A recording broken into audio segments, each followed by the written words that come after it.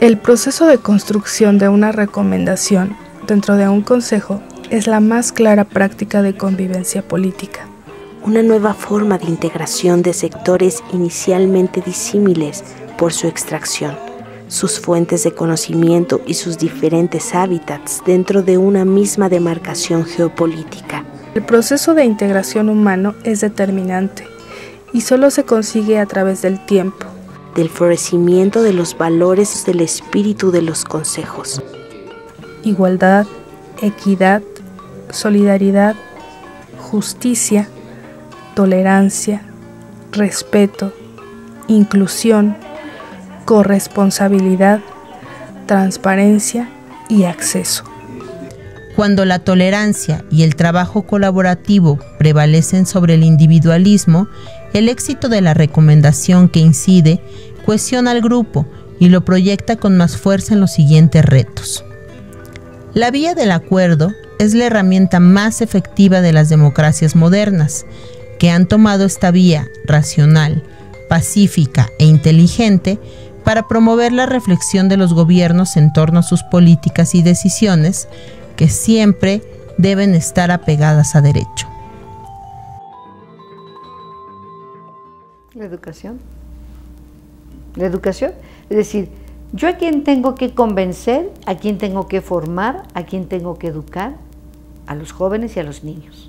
¿Por qué? Porque el proceso de socialización se da a esos niveles.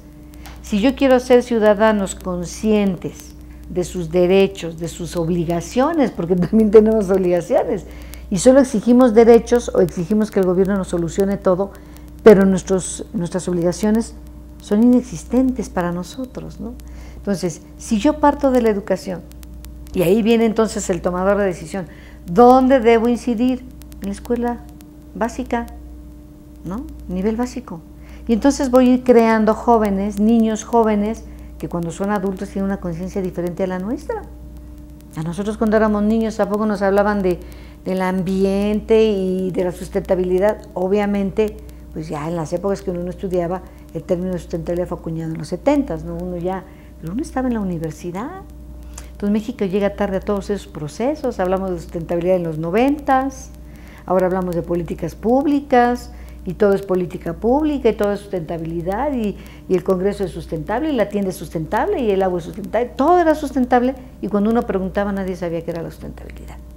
Es decir, repetimos esquemas, repetimos formas, ¿no?, de pensamiento, pero no nos ubicamos en cómo debemos ir construyendo esta nueva cultura, y es a través de la educación con los jóvenes.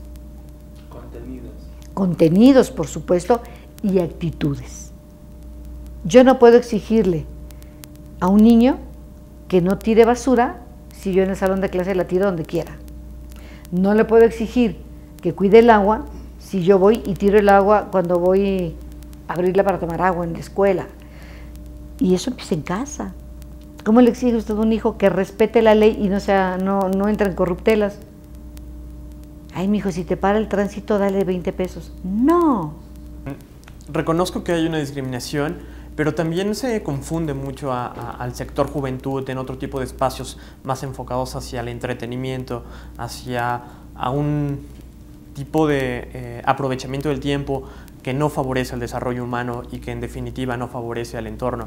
Sin embargo, en mi experiencia que tengo participando tanto en el Consejo Consultivo, en los foros que se han realizado, en las redes de jóvenes ambientales, me queda claro que hay muchos jóvenes profesionales que pueden tomar decisiones, que pueden incidir, que pueden hacer investigación, que pueden hacer gestión de las mismas organizaciones de jóvenes y que sí deben de ser tomados en cuenta. Creo que Geo Juvenil, que muchas veces han participado en los consejos, o miembros del consejo que han participado en Geo a la par, han logrado ese nivel de incidencia. Y me quedo satisfecho de que muchos de nosotros podemos participar en otros espacios que antes no se tenían accesos. Me queda claro que la Semarnat como tal ha abierto desde la época de Lorena Godiño, que fue una de las primeras generaciones, pues ha abierto ese tipo de espacios y ahora los jóvenes se interesan más en poder mejorar la política pública, en cómo hacer que se reduzca la corrupción, cómo poder hacer para que exista una cultura de la legalidad, que existan los reglamentos, se salvaguarde la integridad de las especies, que pueda haber inventarios de riqueza natural. Yo creo que la participación de jóvenes como tal en ese tipo de espacios es fundamental, porque a la larga es un semillero de organizaciones, de empresas, de funcionarios públicos, de jóvenes que participan en organismos internacionales y que a la larga esa toma de decisiones va a incidir para vivir en un mundo mejor. En ese sentido, en el sentido de la mejora de todas estas, digamos, de este proceso de participación, creo que para las futuras generaciones de consejeros es muy importante el que se puedan formar, digamos, una comisión al interior del Consejo mismo de seguimiento a las recomendaciones, ya que justamente la razón de ser de los consejos es hacer propuestas de recomendación y asesorar en ese sentido a la Semarnat.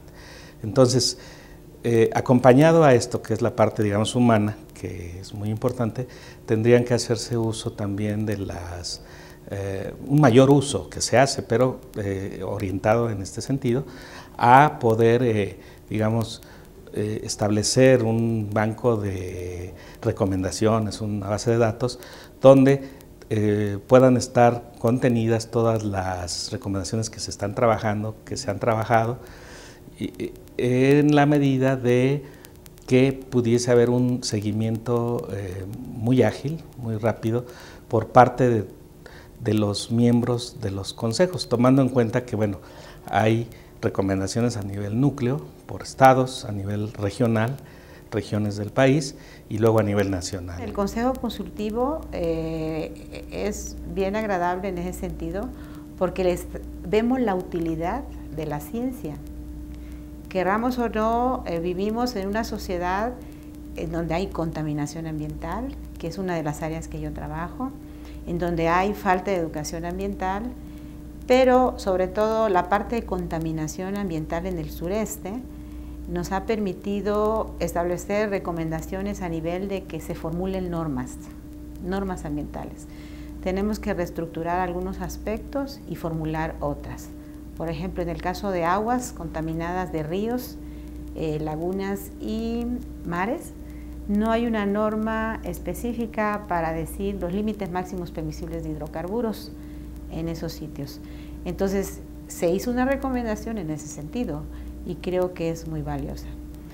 La conexión a través de las recomendaciones fue fabulosa, hubo respuestas positivas en su momento de que sí iban a ser incluidas estas recomendaciones basadas en estos datos científicos y tecnológicos, pero tenemos parecer que esperar para ver si se incluyen en las modificaciones de las normas en el futuro.